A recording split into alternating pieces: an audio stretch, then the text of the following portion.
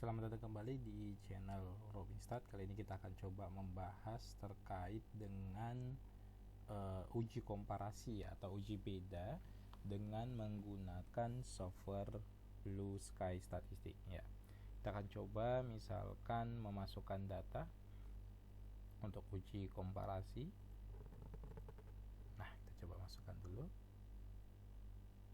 Oke, di sini ada data beberapa sosial ekonomi di Indonesia di 34 provinsi. Jadi ketika kita melakukan uji beda, yaitu misalkan uji beda satu populasi gitu ya. Uji beda satu populasi, misalkan kita melakukan berarti analisis, kemudian means di sini. Uji beda satu populasi itu biasanya dibandingkan dengan satu satu nilai lah. Jadi kita klik di test one sample. Nah, di sini sebelum kita melakukan lebih jauh mengenai kita memakai yang parametrik atau non parametrik, harus kita uji dulu kenormalan datanya ya. Jadi yang pertama kita lakukan adalah distribusi analisis ya. Misalkan kita pakai Kolmogorov-Smirnov, kita menguji variabel Gini rasio, apakah dia datanya normal atau tidak. Kita uji, kita eksekusi. Nah, di sini untuk nilai datanya dikatakan nilainya itu signifikan ya. Signifikan artinya dia tidak normal. Kalau misalkan kita memakai pengujian lainnya, misalkan pakai Shapiro-Wilk, si data Gini rasio, kita lakukan pengujiannya.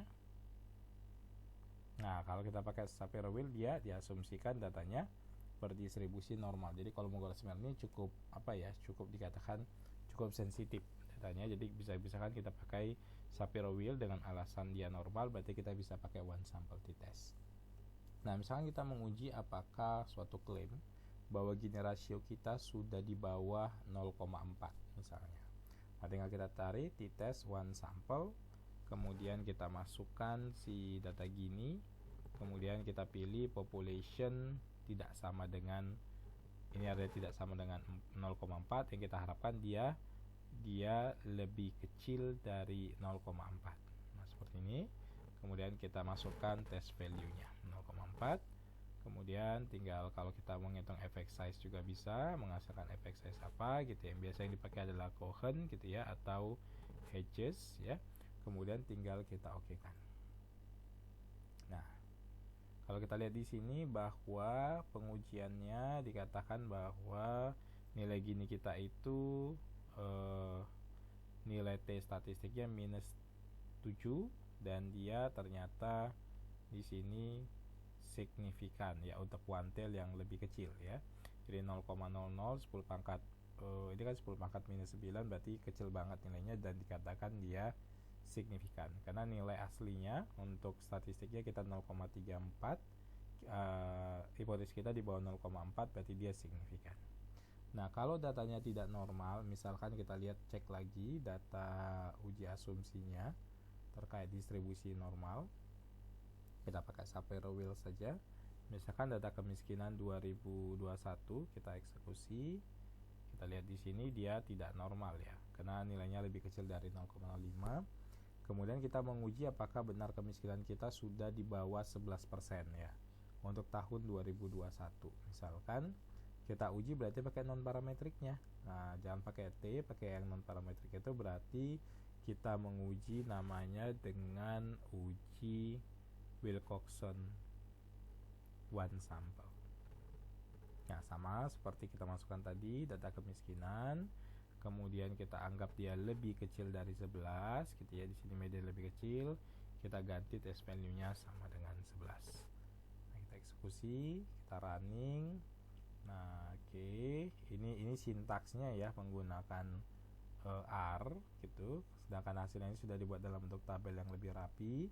Nilai kita dinyatakan bahwa secara median itu 8,5, dan kalau kita katakan di bawah 11, kita lihat di sini null value-nya adalah 11 dan nilai V value-nya itu sebesar 0,10, berarti kita katakan dia tidak signifikan. Berarti tingkat kemiskinan kita masih di sekitaran 11. Itu untuk one sampel. Kalau misalkan kita membandingkan antar wilayah, misalnya Gini rasio ya antar suatu wilayah. Nah, di sini kalau kita lihat kembali ke datanya ini kita punya data wilayah itu kita bagi dua, wilayah Sumatera dan Jawa ya, satu ini 17 provinsi dan wilayah nah ini Sumatera dan Jawa dan wilayah lainnya. Apakah terjadi perbedaan misalkan tingkat pengangguran? Nah, tingkat pengangguran itu kita ukur dengan yang namanya TPT ya, variabelnya di sini TPT itu tingkat pengangguran. Nah, jadi kalau dua sampel seperti itu ada dua wilayah, berarti dia uji dua sampel yang bersifat independen. Nah, kita pilih yang t-test independen. Gitu. Tinggal kita masukkan, tadi yang diuji adalah tingkat pengangguran TPT 2021 terhadap faktornya. Hanya boleh dua level ya, yaitu terhadap kode wilayah. Seperti ini. Kita anggap saja berbeda atau tidak berbeda gitu ya. Kemudian di sini ada option Leven test ya. Leven test ini untuk menguji apakah variansinya sama atau tidak ya. Ini kita pakai optionnya per masing-masing yang mau kita uji terhadap nilai minnya gitu ya. Nah, tinggal kita running saja, kita eksekusi. Kalau kita lihat di sini nilainya ternyata dia dituliskan di sini dia secara uji F-nya ya, dia itu kalau kita lihat probability-nya dia tidak signifikan, artinya dia homogen. Berarti yang kita baca uji T yang equals variance, dan di sini dia signifikan 0,01. Berarti tingkat pengangguran daerah Sumatera Jawa itu berbeda dengan daerah lainnya. Nah, kalau kita lihat secara deskriptifnya ya, tingkat pengangguran di daerah Sumatera Jawa itu di daerah barat lah kita katakan gitu ya, bahwa tingkat kemiskinan itu tingkat pengangguran 6,2, di daerah lainnya 4,7. Berarti kita katakan berbeda signifikan dengan Sumatera Jawa itu lebih besar. Nah, kalau datanya misalkan tidak normal gitu ya, berarti jangan pakai yang uji yang parametrik uji T. Kita bisa memakai alternatifnya si non parametriknya itu dengan namanya uji Wilcoxon Independent Sample T-Test atau disebut dengan rank sum Wilcoxon rank sum.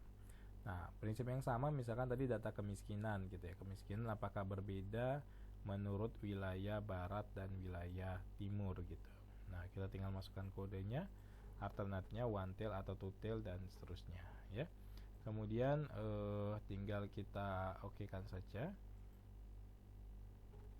Oke, kalau kita lihat di sini secara deskriptifnya ini ya nilai median masing-masing. Tetapi kalau kita lihat pengujian p-value-nya itu sebesar 0,2, artinya nilainya ini dikatakan bahwa tidak berbeda signifikan antara wilayah barat dengan daerah timur. Itu kalau dua sampel yang bersifat independen. Nah, untuk dua sampel yang bersifat dependen berarti ada pengulangan gitu ya. Misalkan kalau datanya normal seperti tadi data Gini rasio, berarti gunakan uji pair dependent t-test. Misalkan kita mau mengukur nih, nah kita pilih di sini yang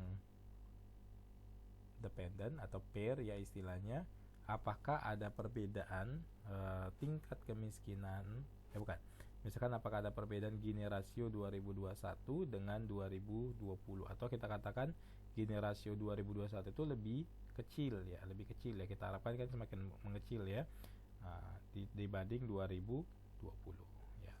Jadi tinggal kita okekan saja.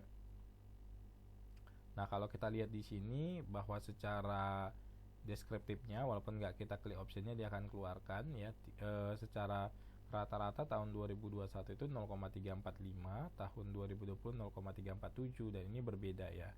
Dan jelas yang tahun 2021 itu lebih kecil 0,02 poin. Nah, tapi perbedaannya itu ya differentnya kan ini ya hampir 0,02 poin. Perbedaannya itu tidak signifikan secara statistik karena nilai p-value-nya di atas 0,05. Misalkan kita bicara yang datanya tidak normal tadi ya, antara kemiskinan. Apakah benar terjadi penurunan kemiskinan dari tahun 2018 ke 2021. Nah, itu misalkan kalau data tidak normal, ya kita pilih yang non parametrik, kita pilih yang uji Wilcoxon yang bersifat pair ya. Pair atau beberapa software lain nyebutnya related atau dependent ya, sama saja. Tinggal kita klik ya, kemudian kita pilih yang tadi kemiskinan 2021 dengan 2020. Harapannya yang 2021 lebih kecil. Nah, kita pilih yang di sini, langsung kita running saja.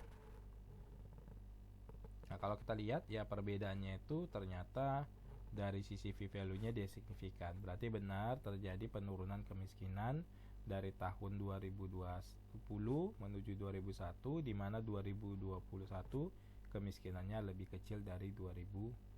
Nah, itu uji rata-rata ya untuk satu populasi dan dua populasi. Semoga bermanfaat. Sampai ketemu di video-video berikutnya. Terima kasih.